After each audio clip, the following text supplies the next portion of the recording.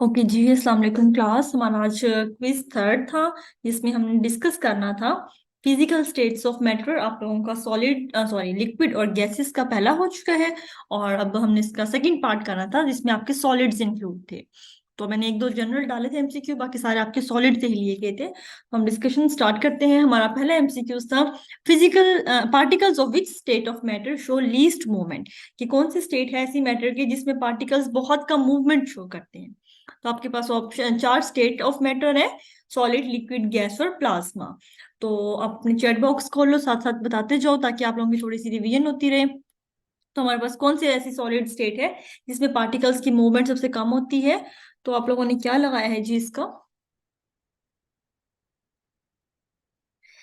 सिद्रा ने लगाया है सॉलिड, तो बिल्कुल ठीक है, बिल्कुल हीरा सिद्रा, आप लोगों का बिल्कुल सॉलिड है।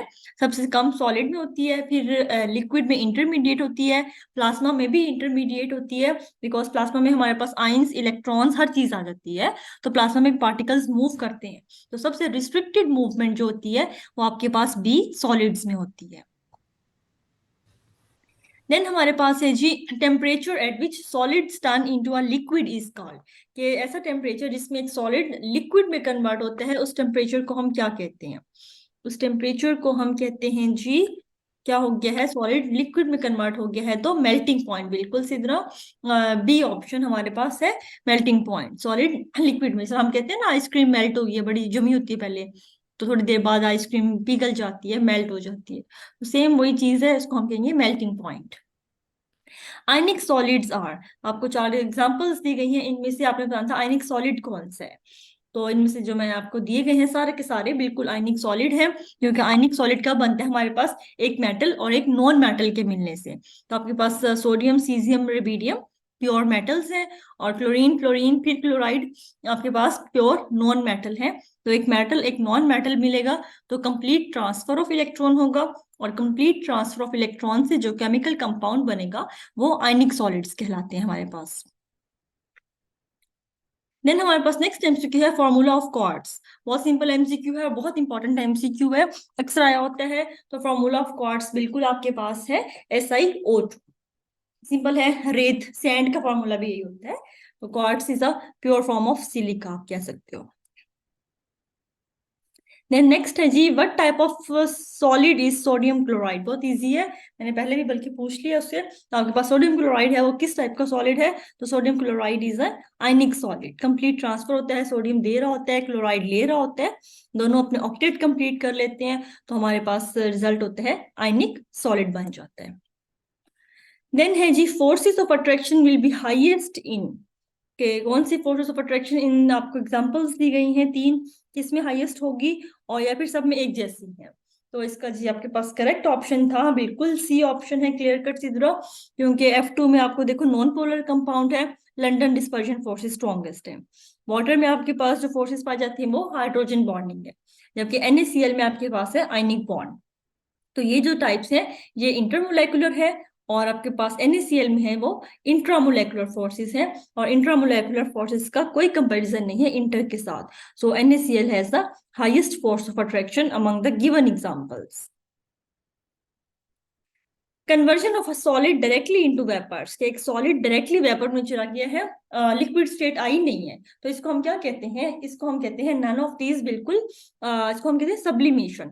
आपको नहीं दिया गया सब्लिमेशन का बिल्कुल सीधा, तो आप क्लियर कट लगाओगे नन ऑफ दीज आपके पास ऑप्शन है। अब ये याद रखना, FPSC में बहुत सारे नन आते हैं, आप देखोगे वापिस आकर कि 15 से 20 MCQ तकरीबन आए होते हैं ना नन ऑफ दीज, और अक्सर इंग्लिश में ज्यादा देते हैं वो। Bacteria that causes food poisoning is, तो वो कौन सा बैक्टीरिया है जो कि फूड पॉइजनिंग का बेसिकली कॉज बनता है? ये थोड़ा जनरल नॉलेज का था, आपके 9th से उठाया है मैंने साइड बॉक्स से। तो बिल्कुल salmonella is the bacteria that causes food poisoning. Crystalline and amorphous solid can be distinguish immediately in lab by, आपके पास two types of, broadly speaking बात करें तो crystalline and amorphous two types के solids हैं। एक में परफेक्ट अरेंजमेंट होती है, एक में इरेगुलर अरेंजमेंट होती है कंस्टिट्यूएंट पार्टिकल्स की। तो आपके पास सिर्फ लैब में फॉर एग्जांपल एक दो बीकर पड़े हैं, उसमें आपको देखने से तो नहीं पता चलता ना कि वो क्रिस्टलाइन है कि अमॉर्फस है। जब आप उसकी XRD डाइफ्रेक्शन करवाते हो देन आपको पता चलता है कि वो क्रिस्टलाइन है या amorphous। तो XRD डाइफ्रेक्शन जरा महंगी होती है और आपकी 1 दिन 2 दिन ले लेती है। तो आपने फौरन से पहचानना है कि ये कौन सा क्रिस्टलाइन है कौन सा एमॉर्फस है। तो आप क्या करोगे, तो आप बिल्कुल उनके मेल्टिंग पॉइंट चेक कर लोगे, या उनके क्रिस्टलाइन जो हमारे पास सॉलिड्स होंगे उनके परफेक्ट और शार्प मेल्टिंग पॉइंट है। NaCl की बात की जाए तो 801 एग्जैक्ट 801 पे सारा का सारा NaCl मेल्ट हो जाएगा। लेकिन अगर वो अमॉर्फस सॉलिड होगा तो उसकी range of particle boiling points आएंगे या मेल्टिंग पॉइंट्स आएंगे, सॉरी। क्या होगा कि अगर फॉर एग्जांपल ऐसा नहीं होगा 801 पे ही है, वो 801 पे स्टार्ट होगा, अभी आधा क्रिस्टल पड़ा होगा कैपिलरी ट्यूब में, और 807 810 11 जितनी वो इम्प्योरिटी और इरेगुलर स्ट्रक्चर होगा उसके अकॉर्डिंग उसका मेल्टिंग पॉइंट होगा। लेकिन 7 से 8 तक जा रहा होता है, 801 से लेके 809 तक, 809 पे वो सारा का सारा मेल्ट होगा अगर वो अमॉर्फस है तो आप इमिडिएटली फौरन से उनका मेल्टिंग पॉइंट चेक करके बता सकते हो कि कौन सा क्रिस्टलाइन है या कौन सा अमॉर्फस है। तो B option is the right one. What type of solid is quartz? Quartz आपके पास एक सॉलिड की फॉर्म है। तो क्वार्ट्ज में किस टाइप की बॉन्डिंग पाई जाती है आपके पास SiO2 में?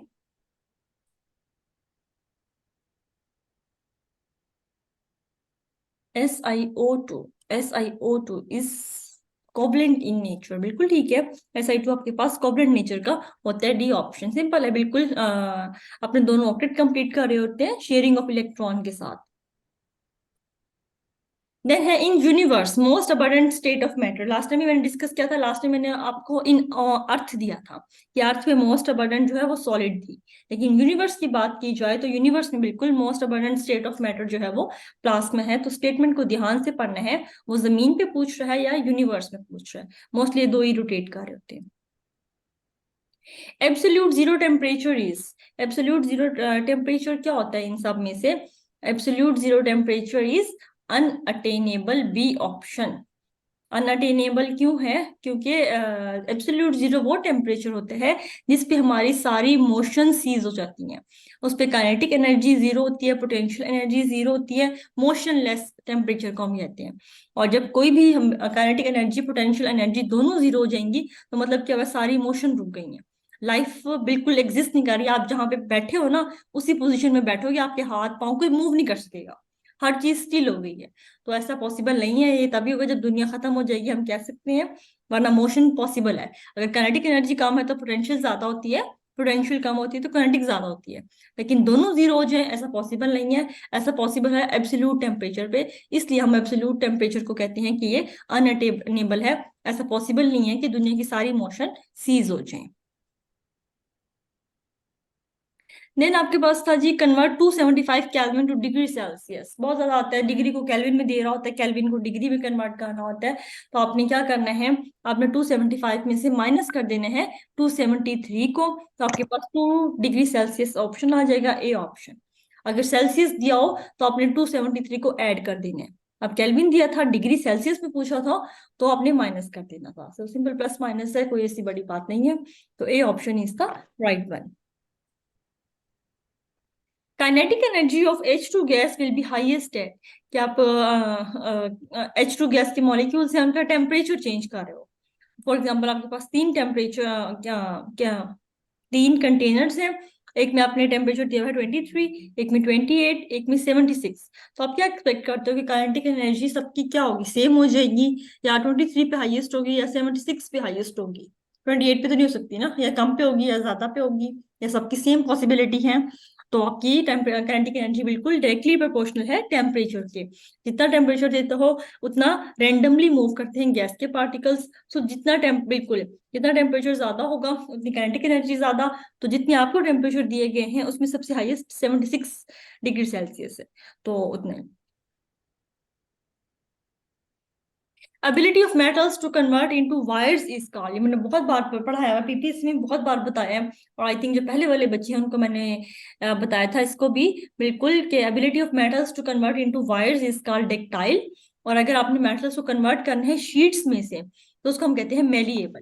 तो बस मुझे इस टाइम भूल गया है कि आप, लेकिन आपने देख लेना है इसके लेक्चर के बाद के गूगल पे लिखिए कि डक्टाइल, सबसे ज्यादा डक्टाइल मेटल कौन सा है, आई थिंक गोल्ड है।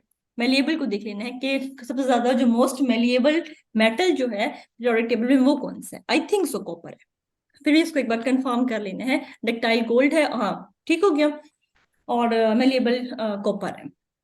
तो अगर वाइट्स में कन्वर्ट हो रहा है तो डक्टाइल, और अगर शीट्स में कन्वर्ट कर रहे हैं तो मेलिएबल। ज्यादातर एग्जाम्पल नहीं पूछता, कॉपर गोल्ड नहीं पूछता, वो बस ये डेफिनेशन देके पूछते, तो कहते क्या है इस प्रॉपर्टी को।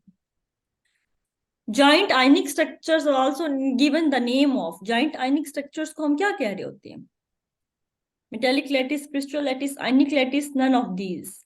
So C option is the right one. Ionic lattice कह रहे होते हैं, क्रिस्टल लैटिस भी कहते हैं, लेकिन मोस्ट कॉमनली जो उनका दूसरा नाम है वो आयनिक लैटिस होता है। C option.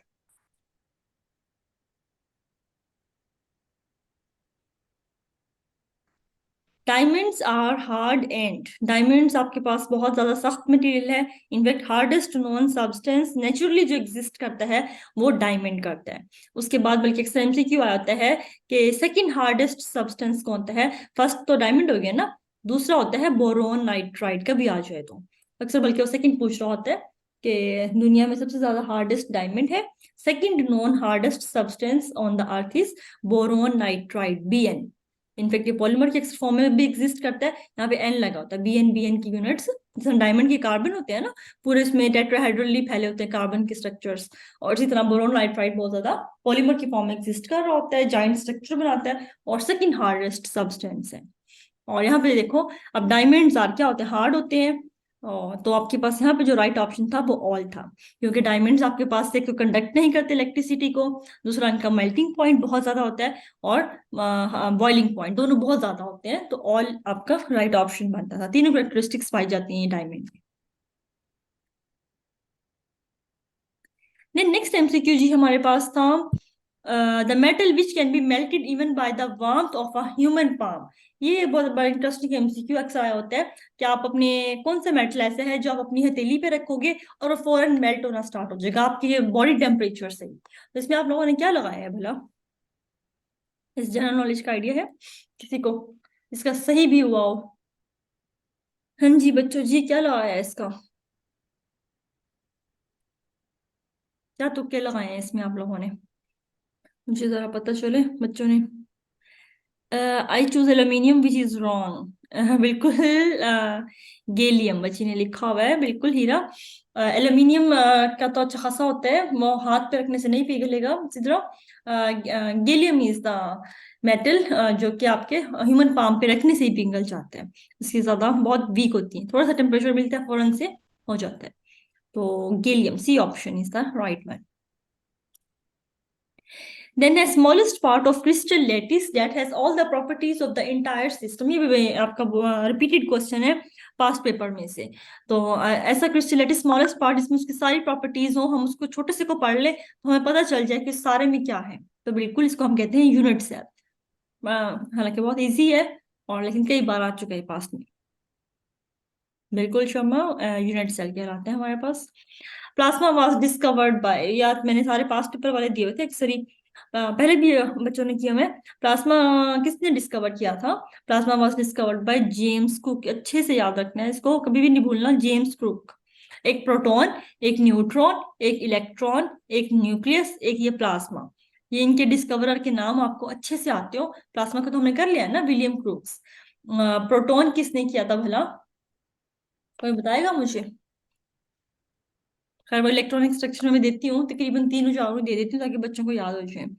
बिल्कुल, गोल्डस्टीन ने किया था प्रोटॉन, और इलेक्ट्रॉन किया था जे थॉमसन ने, न्यूट्रॉन किया था जेम्स चैडविक ने, न्यूक्लियस किया था रदरफोर्ड ने, और उसके बाद कभी कभी आ जाता है रेडियो एक्टिविटी, तो रेडियो एक्टिविटी की थी हेनरी बेक्यूरेल ने। छोटी छोटी चीजें। Plasma is composed of, plasma किन किन चीजों से मिलके बना है, तो इसमें आपके पास ऑप्शन है जी, डी ठीक, उसमें न्यूट्रल पार्टिकल्स भी हैं, उसमें प्रोटॉन्स भी हैं, उसमें इलेक्ट्रॉन्स भी हैं, नहीं तो ऑल है। एक चीज बस ये याद रखनी है कि प्लाज्मा से पूछ लेता है क्या आपके प्लाज्मा के ऊपर चार्ज कौन सा है, पॉजिटिव होता है, नेगेटिव होता है, न्यूट्रल होता है, या क्या है प्लाज्मा, तो प्लाज्मा हमारे पास न्यूट्रल होता है। प्लाज्मा में न्यूट्रल पार्टिकल्स तो हैं ही, एटम्स प्रेजेंट है फॉर एग्जांपल, ठीक है। उसके बाद पॉजिटिव पार्टिकल भी है, नेगेटिव भी प्रेजेंट है, लेकिन ये पॉजिटिव और नेगेटिव हमेशा आपके पास क्या होते हैं, बैलेंस होते हैं। अगर आपके पास 3 पॉजिटिव है ना, तो 3 ही नेगेटिव होंगे। अगर आपके पास 6 नेगेटिव हैं तो 6 पॉजिटिव होंगे। ओवरऑल जो प्लाज्मा होगा वो हमेशा न्यूट्रल होगा, उसके चार्ज बैलेंस्ड होंगे। जी बिल्कुल, ओवरऑल न्यूट्रल होगा। वैसे इसमें न्यूट्रल, पॉजिटिव और नेगेटिव तीनों पार्टिकल्स पाए जाते हैं। London force of interaction forms crystal. आपके पास London form of London dispersion forces किस टाइप के सॉलिड्स में एग्जिस्ट करती हैं? आप थोड़ी सी ना सेटिंग चेंज हो गई, मुझे टाइम लगता है रिमूव करने में। हाँ जी, London dispersion forces molecular crystals में एग्जिस्ट करते हैं। C option is the right one. Covalent में नहीं होती, कोवलेंट में तो आपके पास शेयरिंग ऑफ इलेक्ट्रॉन्स पाई जाती है, स्ट्रॉन्ग बॉन्डिंग होती है। मोलेकुलर क्रिस्टल्स वो होते हैं जिनमें सबसे ज्यादा लो बॉइलिंग पॉइंट होता है। ये आपके पास 2 टाइप्स के होते हैं, एक ये पोलर होते हैं, एक नॉन पोलर। जो पोलर होती है इनमें उनमें कोवलेंट बॉन्डिंग मोस्टली होती है मोलेकुलर क्रिस्टल्स में। लेकिन जो आपके पास नॉन पोलर नेचर के होते हैं ना, वो आपके पास लंडन डिस्पर्जन फोर्सेस रखते हैं। अगर एग्जांपल की बात की जाए, फॉर एग्जांपल F2, सबसे मोस्ट कॉमन एग्जांपल F2Cl2I2 आपके पास मोलेकुलर फॉर्म में एग्जिस्ट कर रहे होते हैं। और उसके बाद इनमें जो फोर्सेस है वो लंडन डिस्पर्जन फोर्सेस है। तो मोस्टली जो molecular forces London dispersion forces से बनेगा वो मोलेकुलर क्रिस्टल होता है हमेशा आपके पास। So C option is the right one. Then हमारे पास है resistance of liquid to flow is called, कि लिक्विड नहीं फ्लो कर रहा, उसमें बड़ा हर्डल आ रहा है, इस चीज को हम क्या कहते हैं? इसको हम कहते हैं viscosity. It is a property of liquid कि कितना कोई चीज देर से फ्लो करेगी। वाटर की विस्कोसिटी बहुत कम है, जितनी जिस चीज की विस्कोसिटी ज्यादा होगी उतना वो देर से मूव करेगी। अगर हनी की बात की जाए, शहद की, तो बहुत ज्यादा विस्कस होता है। अब आप देखो, एक बोतल बिल्कुल खाली करनी है आपने हनी की, तो आपको अक्सर घंटा लग जाता है। पहले तो जल्दी से आ जाएगा, लेकिन आहिस्ता एट द एंड वो बिल्कुल थोड़ा थोड़ा थोड़ा थोड़ा टपका टपका करके आ रहा होता है। और टपका भी बड़ा स्लो स्लो आ रहा होता है। क्यों? क्योंकि उसकी विस्कोसिटी ज्यादा है। तो resistance of liquid to flow, जितनी किसी चीज की विस्कोसिटी ज्यादा, उतनी वो रेजिस्टेंस शो करेगी फ्लो में। Cl2 has which type of intermolecular forces? अभी हमने डिस्कस किया है इसको कि Cl2 देखो एक जैसे मॉलिक्यूल है, कोई पोलैरिटी डिफरेंस नहीं है। अगर मैं इसको इस तरह ड्रॉ करूं, बिल्कुल आपको आपको अब तो आपको ये फिंगर टिप्स पे हो जाना चाहिए कि Cl2 में कोई इलेक्ट्रोनेगेटिविटी डिफरेंस नहीं है। इलेक्ट्रोनेगेटिविटी डिफरेंस नहीं है तो मतलब क्या हो गया? Non polar. और नॉन पोलर में बिना सोचे समझे एक ही फोर्स पाई जाती है, लंडन डिस्पर्जन फोर्सेस। तो B option is the right one. फिर उसके बाद हमारे पास आगे इसमें प्रेजेंट तो है लंडन डिस्पर्जन फोर्सेस, लेकिन स्ट्रॉन्गेस्ट किस में पाई जाएगी? F2Cl2Br2I2। तो आपके पास स्ट्रॉन्गेस्ट फोर्स ऑफ अट्रैक्शन पाई जाएगी I2 में, क्योंकि हमारे पास इसमें इन सब में प्रेजेंट है लंडन डिस्पर्जन फोर्सेस। और लंडन डिस्पर्जन फोर्सेस फिर हम देखेंगे कि किन फैक्टर्स पे डिपेंड करती है। वो डिपेंड करती है पोलराइजेबिलिटी पे, कि कितनी जल्दी उसका इलेक्ट्रॉनिक क्लाउड डिस्टॉर्ट होता है। तो जितना बड़ा साइज होगा किसी भी एटम का या किसी भी मॉलिक्यूल का, तो उसमें उतने इलेक्ट्रॉन्स होंगे। और जितने ज्यादा इलेक्ट्रॉन्स होंगे उतना चांस होगा कि वो आपस में रिपल्शन शो करके उसके इलेक्ट्रॉनिक क्लाउड को डिस्टॉर्ट कर देंगे। तो जितनी डिस्टॉर्शन ज्यादा, उतनी लंडन डिस्पर्जन फोर्सेस ज्यादा। तो आपके पास D option is the right one. तो जितना बड़ा साइज होगा उतनी ज्यादा फोर्सेस ऑफ अट्रैक्शन स्ट्रॉन्ग होंगी। मोस्टली या तो वो ये पूछता है आपके पास हेलोजेंस में, दूसरा हमारे पास होती है हाइड्रोकार्बन्स। हाइड्रोकार्बन्स हमारे पास मोस्टली अल्केन्स जो है वो नॉन पोलर नेचर के पाए जाते हैं, क्योंकि कार्बन और हाइड्रोजन की इलेक्ट्रोनेगेटिविटी डिफरेंस जब देखा जाता है हाइड्रोकार्बन्स में, वो इतना कम होता है कि ऑलमोस्ट हम उनको नॉन पोलर कंसीडर करते हैं। तो अक्सर वो आपको दे देते हैं मीथेन, C3H8, और फॉर एग्जाम्पल C8H, 8 के मार्जिन 16 और 2 18। तो ये आपको एक अल्केन्स दे देता है, वो पूछ लेता है कि इनमें कौन सी स्ट्रॉन्ग फोर्सेस ऑफ अट्रैक्शन है। तो जब भी आप हाइड्रोकार्बन्स देखो, तो हाइड्रोकार्बन्स में भी लंडन डिस्पर्जन फोर्सेस प्रेजेंट है। और उसके बाद अगर आप देखो कि लंडन डिस्पर्जन फोर्सेस किसमें ज्यादा होंगी, तो देखो आप इसका साइज, अब जितने ज्यादा कार्बन बढ़ेंगे उतना उसका साइज बढ़ रहा है। और साइज के बढ़ने से क्या होगा? C8 में ज्यादा इलेक्ट्रॉन है C3 की निस्बत। अब एक में हम कहते हैं ना, कार्बन में इसमें 6 इलेक्ट्रॉन है एक कार्बन में, इसमें 18 इलेक्ट्रॉन है। इसमें 8 × 6 कर दोगे तो जितने ज्यादा इलेक्ट्रॉन्स बढ़ रहे हैं किसी भी उसमें, तो उतना उसका इलेक्ट्रॉनिक क्लाउड बढ़ रहा है। इलेक्ट्रॉनिक क्लाउड में आउटर मोस्ट शेल में उसके इलेक्ट्रॉन्स बढ़ते जा रहे हैं। अब जितने ज्यादा इलेक्ट्रॉन्स बढ़ते जाएंगे, उतना चांस है कि साथ वाले एटम के साथ इन इलेक्ट्रॉन की आपस में रिपल्शन होगी, और रिपल्शन के नतीजे में डिस्टॉर्शन हो जाएगी इस इलेक्ट्रॉनिक क्लाउड की। पहले स्फेरिकल था, तो इसकी शेप हल्की सी डिस्टॉर्ट हो जाएगी, हल्की इस तरह हो जाएगा। तो जितनी डिस्टॉर्शन ज्यादा होगी, उतनी फोर्सेस ऑफ अट्रैक्शन ज्यादा होंगी, लंदन फोर्सेस, क्योंकि नॉन पोलर नेचर है, जबरदस्ती डिस्टॉर्शन करवानी है ताकि उसमें पोलैरिटी आए। अब जितनी ज्यादा इजीली डिस्टॉर्शन हो जाएगी, उतना वो अच्छा फोर्सेस ऑफ अट्रैक्शन प्रेजेंट होंगे उसमें। तो ये मोस्टली हाइड्रोकार्बन्स और हेलोजेंस में होती है। The next MCQ है, which of these process involves weakening of attraction between particles? इनमें से कौन सा प्रोसेस ऐसा है जिसमें आपके पास वीकनिंग हो रही है पार्टिकल्स की? तो इनमें से हमारे पास वीकनिंग आती है इवेपोरेशन में, जिसमें फोर्सेस ऑफ अट्रैक्शन कम हो रही होंगी। बिल्कुल सीधा डी, जिसमें फोर्सेस ऑफ अट्रैक्शन कम हो रही होंगी, उसमें हमारे पास क्या होगा? इवेपोरेशन। क्योंकि कंडेंसेशन में देखो क्या होता है, हम वेपर्स को कन्वर्ट कर रहे हैं लिक्विड में। तो गैसेस में सबसे वीक फोर्सेस हैं, फिर लिक्विड्स में है, सॉलिड में तो बहुत स्ट्रॉन्ग है। फ्रीजिंग में हम क्या करते हैं, लिक्विड को फ्रीज कर रहे हैं सॉलिड में बढ़ा रहे हैं। क्रिस्टलाइजेशन में भी सॉलिड्स बना रहे होते हैं। इवेपोरेशन वाहिद है जिसमें हम लिक्विड को कन्वर्ट करते हैं गैस में। तो गैस में कन्वर्ट हो रही है, फोर्सेस ऑफ अट्रैक्शन वीक होती जा रही है आपकी। तो डी ऑप्शन इसका right one. Bond form between a metal and non metal, ये सभी डिस्कस किया है कि एक मेटल और एक नॉन मेटल के दरमियान जब भी बॉन्ड बनेगा, कौन सा होगा? आयनिक होगा। ए option is the right one. अगर दो नॉन मेटल्स के दरमियान बनता है तो वो कोवलेंट होता है, लेकिन एक मेटल एक नॉन मेटल है तो हमेशा आयनिक बॉन्ड बनेगा आपके पास। Strongest attraction present in tungsten, के स्ट्रॉन्गेस्ट फोर्स ऑफ अट्रैक्शन जो कि आपके पास W is a symbol of tungsten. Tungsten क्या है? मेटल है, सिंपल, तो मेटेलिक बॉन्ड प्रेजेंट होता है उसमें। D option is the right one. बात को तो आप देखोगे प्रोडक्ट टेबल में से, अगर वो आपसे पूछ ले ना, लाइक लेड, सिंपल लेड, और कोई इसके साथ नहीं है, पीबी, देन आपने बिना सोचे समझे कहना है मेटेलिक।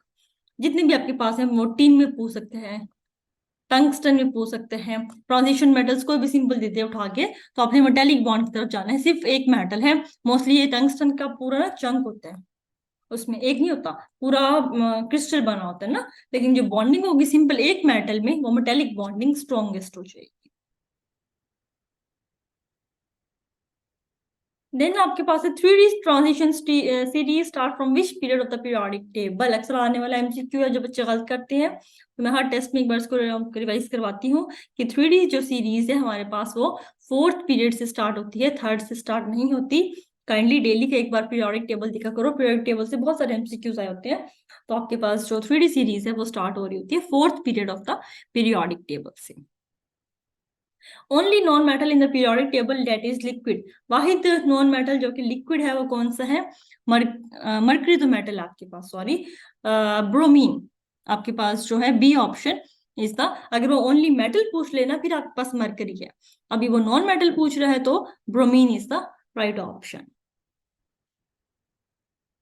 देन हमारे पास आज जाती है, आज मैंने इसको एडिट किया था, एडजेक्टिव नहीं आपके पास इधर आता, प्रोनाउन प्लस वोकैब, सॉरी। तो हमारे पास सिनोनिम है जी एग्रावेट का। एग्रावेट का सिनोनिम क्या होता है? एग्रावेट कहते हैं हम किसी चीज को बढ़ने को, कोई चीज एकोमुलेट हो रही है, बढ़ रही है, या इंटेंसिफाई। तो यहाँ तक क्लोजेस्ट वन जो था वो आपके पास क्या है? ए ऑप्शन, इंटेंसिफाई, कोई चीज बढ़ रही है। बिल्कुल शर्मा। देन आपके पास है एंटोनिम ऑफ अल्ट्रुइस्ट। अल्ट्रुइस्ट का पहले तो सिनोनिम पता होगा तो एंटोनिम बता सकेंगे। अल्ट्रुइस्ट कहते हैं हम फ्रेंड्स के लिए अक्सर यूज होता है कि बहुत सिंसियर फ्रेंड है, बहुत अल्ट्रुइस्टिक फ्रेंड है।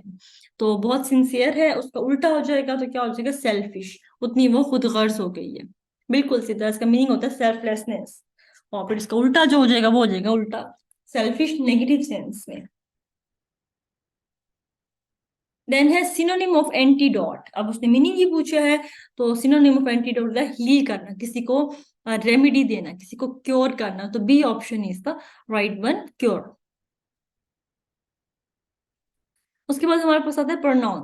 तो Ali is absent because he is ill. यहाँ पे आपके पास इस पूरे सेंटेंस में प्रोनाउन कौन सा है? बिल्कुल ही। अली की जगह जो भी चीज यूज हुई है वो आपकी प्रोनाउन कहलाएगी। देन नेक्स्ट था दिस बुक इज माइन। यहाँ पे माइन जो है वो आपका प्रोनाउन है, लेकिन प्रोनाउन की हमारे पास 8 या 9 टाइप्स थी, तो उनमें माइन कौन सी टाइप है? तो इसमें हमारे पास बिल्कुल सीधा सी है, पोजेसिव प्रोनाउन कहलाता है, कि जो पोजेशन को शो करे, मलकियत को शो करे। बिल्कुल Ishrat. Pick the correct sentence. One should do his duty, one's duty, her duty. तो हमारे पास रूल नंबर 1 ही था, आई थिंक ये 2 था, कि 1 के साथ हमेशा जो लगेगा एग्रीमेंट में वो 1 ही लगता है, वंस। आप हिज या हर नहीं लगा सकते, तो सी नहीं आएगा। One should do one's duties, Ishrat, B option. Then हमारे पास था pick the right one. Class was doing its work silently, were doing its work, was doing his work, were doing her work। तो A option आपका इसमें right था, कि class एक तो हमेशा आपके पास क्या है, कलेक्टिव नाउन है। कलेक्टिव नाउन हमेशा मैंने कहा था सिंगुलर के साथ होता है, तो आपने पहले सिंगुलर वर्ब लगानी है, उसके बाद आपके पास क्लास जो भी हमारे पास कलेक्टिव नाउन थे उनके साथ हम इट्स लगाते थे। तो आपके पास यहाँ पे इट्स आ जाएगा और सिंगुलर वर्ब आ जाएगा, हेल्पिंग वर्ब। तो class was doing it's work silently, A option is the right one. अच्छा, अब यहाँ पे वर्ब भी आ सकते हैं, लेकिन कब आता वर्ब? कि हमने पढ़ा होगा कलेक्टिव नाउन जब सारा एक ही काम कर रहे होते हैं तो सिंगुलर लगते हैं, लेकिन अगर जो कलेक्टिव नाउन है वो डिवाइड हो जाए तब आप लगाते हो वर, उसके साथ फिर आपको वर लगाता है। लेकिन अगर मैं कह देती कि क्लास के कुछ बच्चे शोर कर रहे हैं, कुछ बच्चे खामोशी से काम कर रहे हैं, देन आप वहां पे वर लगाओगे, क्योंकि क्लास डिवाइड हो गई है, आधे कुछ कर रहे हैं आधे कुछ कर रहे हैं। लेकिन अगर आपके पास जस्ट एक ही चीज कलेक्टिव नाउन शो कर रही है, देन आप उसके साथ सिंगुलर ना हेल्पिंग वर्ब लगा रहे होते हो।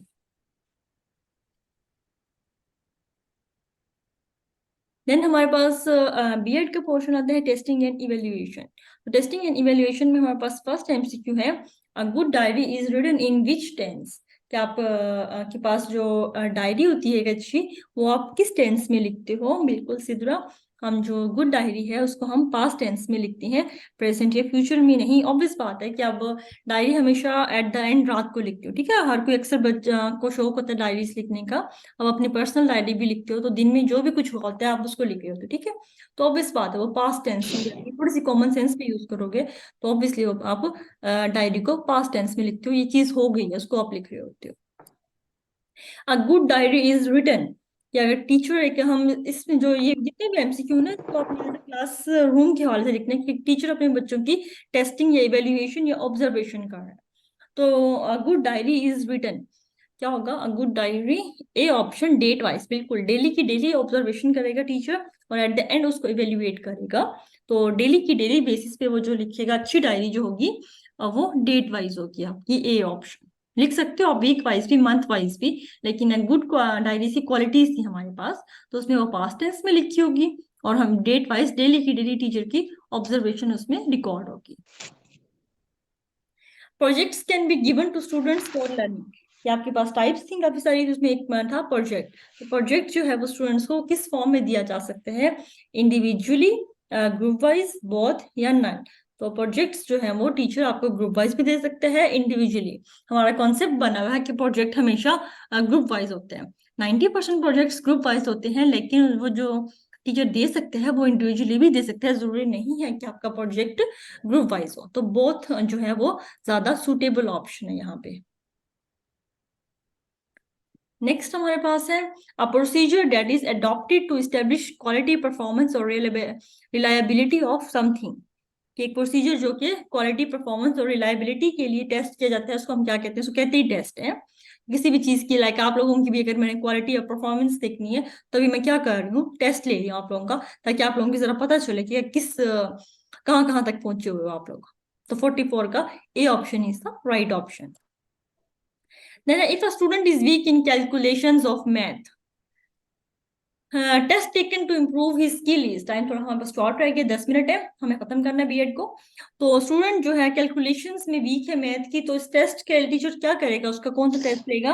Diagnostic test. हमारे पास टेस्ट की टाइप्स थी, जिसमें डायग्नोस्टिक टेस्ट वो है जिसमें टीचर स्पेशली फोकस करते हैं स्टूडेंट के वीक एरियाज को। जिस स्टूडेंट की जो भी हर एक की अपनी वीकनेस होती है, अगर आपकी फॉर एग्जाम्पल ड्राइंग की भी है तो अगर मैं आप पे ड्राइंग की तवज्जो दूंगी तो मैं डायग्नोस्टिक टेस्ट होगा। जिस भी स्टूडेंट की जो भी वीकनेस है टीचर उसमें हेल्प करेगा, उसको उस टेस्ट को हम कहते हैं डायग्नोस्टिक टेस्ट, उसकी वीकनेस पॉइंट को कम करने के लिए। योर एफपीएससी लेक्चरर टेस्ट किस चीज की एग्जाम्पल है? आप अभी टेस्ट देने जा रहे हो 1 महीने 1.5 महीने बाद, इंशाल्लाह दिसंबर में, होप सो फर्स्ट फेज का आ जाएगा, उम्मीद तो, वरना जनवरी में सही चलो। तो आप एफपीएससी का जो टेस्ट दोगे वो आपके पास क्या है? बिल्कुल स्टैंडर्डाइज टेस्ट है, जिसमें आपको एक स्टैंडर्ड दिया जाएगा, जिसके में आपको उस क्राइटेरिया पे पूरा उतरना है। तो टेस्ट जितने भी होते हैं हमारे जॉब के, ये सारे एग्जाम्पल है स्टैंडर्डाइज टेस्ट के। देन आपको डेफिनेशन दी गई थी, test of skill and knowledge gained in grade और level usually through planned instruction is called. कौन सा होता है?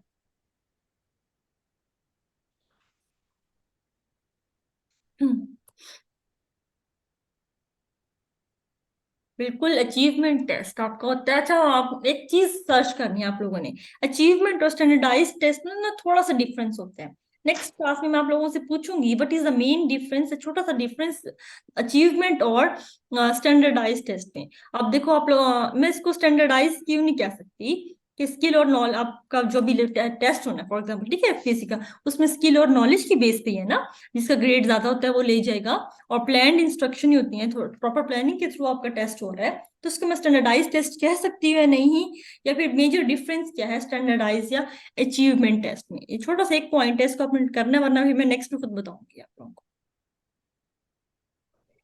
You should need highest comprehension and practice in which type of test? कि आपका टेस्ट की बहुत सारी टाइप्स थी, आपको कौन सा टाइप है जिसमें आपको सबसे ज्यादा कैरी करके जानी होती है?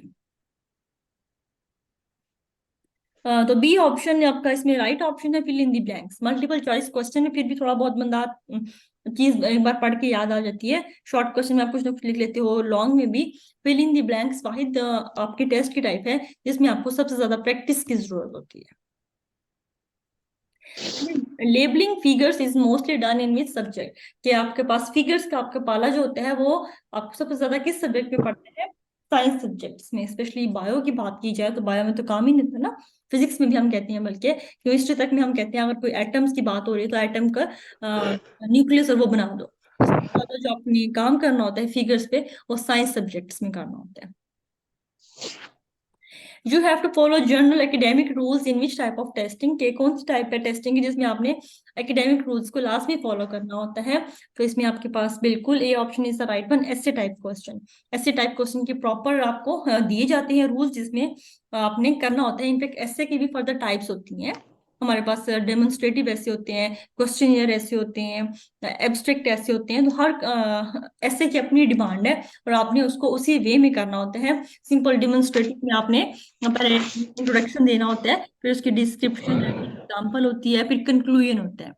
तो एब्स्ट्रैक्ट ऐसे में आपने किस तरह लेके चलना है, उनकी प्रॉपर रूल्स यहाँ ऐसे ही। तो ऐसे टाइप क्वेश्चंस वाहिद क्वेश्चन है जिसमें आपने तमाम रूल्स एंड रेगुलेशंस को लेके चलना होता है। Broad goal of your course that shows your content is called? क्या कहलाता है ब्रॉड गोल ऑफ योर, जिसमें कंटेंट हो, वो होता है aim. A B option is the right one. के एम जो होगा ना वो हमेशा टीचर से रिलेटेड होगा, ये याद रखना। इंस्टीट्यूशन या टीचर से रिलेटेड जो चीज होगी ना वो होता है एम। लाइक मैंने अब आप लोगों को, हम लोग का बैच चल रहा है, ठीक है, तो आपको पहले कोर्स कंटेंट दे दिया गया था, तो मेरा एम क्या है कि सारे कंटेंट्स को आपको कवर करवाना। तो ये चीज हमेशा टीचर या इंस्टीट्यूट से रिलेटेड होगी, एम। और जो ऑब्जेक्टिव होगा ना वो बच्चे से रिलेटेड होगा, बच्चा उनको अचीव करने के लिए जो भी मेहनत करेगा ना उसको हम कहते हैं ऑब्जेक्टिव। अभी आ जाएगा नेक्स्ट में, मैं मजीद इसको एक्सप्लेन करती हूँ। What are your future goals? Explain in 2 lines, it is an example of. Short question, बिल्कुल। अगर मैं यहाँ से हटा दूं ना just explain in 2 lines, then ये बन जाएगा ऐसे टाइप क्वेश्चन। लेकिन अगर अब मैंने रिस्ट्रिक्शन लगा दिए 2 या 3, तो शॉर्ट क्वेश्चन मैक्सिमम आपका 5 लाइन तक जा रहा होता है, ठीक है, बल्कि वो बहुत कम होते हैं। मोस्टली जो शॉर्ट क्वेश्चन की डेफिनेशन कहूँ ना, 2 से 3 लाइन में जो चीज खत्म हो जाए उसको हम कहते हैं शॉर्ट क्वेश्चन। तो व्हाट एक्सप्लेन इन 2 लाइन्स का मतलब क्या है? A option. देन नेक्स्ट है to take step by student to achieve the aim of an institute. देखो आप, इंस्टीट्यूट का था एम, अब उन चीजों को पूरा करने के लिए स्टूडेंट जो लेगा उसको हम कहेंगे बिल्कुल ऑब्जेक्टिव। अब आप लोगों के ऑब्जेक्टिव क्या है कि आप लोगों ने 8 बजे एग्जैक्टली हाजिर हो जाना है, क्विज करना है, 8:50 पे टाइम निकालना है, और आपने क्या करना है, अपना डिस्कशन में पार्टिसिपेट करना है। देन जो और अच्छे बच्चे होंगे वो क्या करेंगे, जो उनकी गलतियां हुई हैं वो उसको एक बार रिवाइज या कोई छोटी सी नोट्स की फॉर्म में जरूर लिख के सोएंगे, ताकि ये चीज उनका वीक पॉइंट उनको पता चल गया है, इसको मैंने रिवाइज करना है, जो ठीक है वो तो मतलब कॉन्सेप्ट क्लियर है। तो जो एफर्ट्स आप खुद करोगे ना मेरे एम को अचीव करने के लिए, वो आपके क्या हो जाएंगे, ऑब्जेक्टिव। तो जो अच्छा अच्छा पढ़ेगा, अपनी मेहनत करेगा, सुबह को उठ के शाम को जो भी आप लोगों की रूटीन है, वो सब आप लोग क्या कर रहे हो, ऑब्जेक्टिव परफॉर्म कर रहे हो। Most common type of question in your academic system. और बिल्कुल ठीक बात है कि हमारे एकेडेमिक सिस्टम में सबसे ज्यादा जो चीज है वो कौन सी होती है। अच्छा, अब इसको एक चीज तो पहले सर ने क्लियर भी की थी डेमो क्लास में। Most common type of questions in और एकेडेमिक सिस्टम। अब इन और एकेडेमिक सिस्टम का ये मतलब नहीं है कि हम पाकिस्तान के एकेडेमिक सिस्टम की बात कर रहे हैं। इन और एकेडेमिक सिस्टम का मतलब ये है कि ये जो मॉडल था ना बीएड का, पेडागोजी का, ये अप्लाइबल था, बाहर के मुल्क नहीं किया था, यूएसए, या फिर आप लोगों ने ब्लूम्स टैक्सोनॉमी पढ़ा है, तो ये जो बीएड का कोर्स है ना, ये अंग्रेजों को डेवलप करता है। तो जितने भी हम ये जितने भी लाइंस पढ़ रहे हैं या फिर जो भी डिस्कशन होती है ना, तो ये आपने पाकिस्तान के सिस्टम को देखना नहीं है, ये आपने बाहर के सिस्टम को देखने हैं और उस पर अप्लाई करना है। तो उसके आंसर्स जो होंगे ना, हम लगाए होते हैं और हम खुश होते हैं कि हम ठीक हैं, लेकिन हमने जो आंसर्स देने होते हैं वो फॉरेन कंट्रीज के एकेडमिक सिस्टम को देख के करने हैं, ना कि हमारे पाकिस्तान सिस्टम को। तो most common type of questions in और एकेडमिक सिस्टम का मतलब ये है कि जहां पे ये पहली बार अप्लाई किया गया था ना पेडागोजी का, टेस्टिंग एंड इवैल्यूएशन का मॉडल, वहां के एकेडमिक सिस्टम में most common type of questions क्या है, वहां पे मोस्ट कॉमन है बाहर मुल्क में ऐसे टाइप क्वेश्चन। और बिल्कुल 100% बात की कि मैंने अक्सर फॉरेन स्टूडेंट्स को मैं हेल्प करवाती रहती हूँ, तो उनके असाइनमेंट्स वो अक्सर कहते हैं कि मैम हमारी हेल्प कर दो। उनकी असाइनमेंट्स सारे शॉर्ट क्वेश्चन लॉन्ग क्वेश्चंस भी होती हैं, शॉर्ट होती हैं लॉन्ग होते हैं, मतलब ना हमारे क्या होता है, टीचर एमसीक्यूज देके खुश होता है। हमारा तो पार्ट है ना एमसीक्यूज, 20 मार्क्स के एमसीक्यूज टीचर लास्ट में देगा। कभी कभी तो यूनिवर्सिटीज में 50 मार्क्स के एमसीक्यू भी आते हैं, लेकिन उनका ऐसा नहीं होता। उनका हमेशा क्या होता है, ऐसे टाइप क्वेश्चन को वो प्रेफर करती है, और फायदा भी होता है ऐसे टाइप क्वेश्चन में, बच्चे को निकालना आसान होता है मुझे लगता है। तो ये था आप लोगों का जी आज का टेस्ट। जो कोई क्वेश्चन आप लोगों का रह गया तो आप अभी पूछ सकते हो, वरना आधा घंटा वेट करना, मैं आप लोगों को नेक्स्ट मॉड्यूल भेज रही हूँ, तैयारी कर लेना। जैसे कोई सजेशन हो, कोई मसला आ रहा हो, तो आप मुझे पर्सनल में मैसेज कर दो लाजमी। इंशाल्लाह वो जरा और 2-3 दिन जरा मैं ऑफ रही थी, जरा मैं आउट ऑफ सिटी गई हुई थी, तब इंशाल्लाह वापसी हो गई है रात। तो आगे से इंशाल्लाह आप लोगों की लाइव भी डिस्कशन हुआ करेगी और काम चला करेगा। ठीक हो गया।